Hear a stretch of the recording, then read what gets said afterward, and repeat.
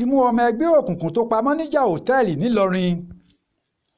ọwọ́ àwọn agbófinró ìpínlẹ̀ Kwara ti tẹ Abọ́lárìn Samuel Ìdòwú ẹni ọdún 37 tó jẹ́ ọ̀kan lára àwọn ọmọ ẹgbẹ́ òkùnkùn tó ṣekú pa mọ́níjà òtẹ́ẹ̀lì kan Anthony Káyọ̀dé Balógun lọ́jọ́ 8 oṣù kẹjọ ọdún yìí lágbègbè Olúnládé nílùú Ìlọrin tí í ṣe olú ìlú ìpínlẹ̀ Kwara.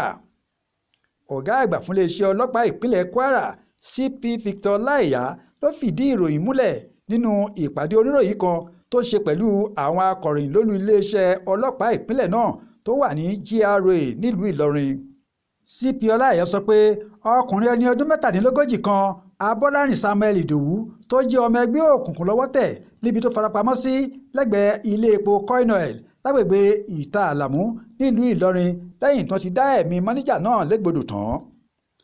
gẹ́gẹ́ bí ó ṣe sọ lọ́jọ́ 8 oṣù kẹjọ ọdún 2024 yìí ni àwọn afurasí agbébọn pa Balógun síwájú òtẹ́ẹ̀lì rẹ̀ ní Olúnládé tí wọ́n sì sá lọ.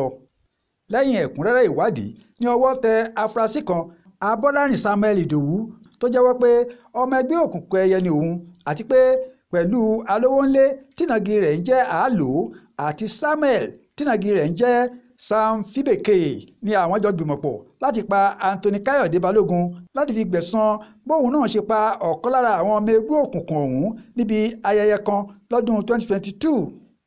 a sì ń wá àwọn afurasí méjì òkú báyìí. láìpẹ́ rárá làwọn afurasí ọ̀daràn náà yóò fojú balẹ̀-ẹjọ́ gẹ́gẹ́ bí ọ̀gá àgbà àwọn ọlọ́pàá náà ṣe fìdí ẹ̀ múlẹ̀.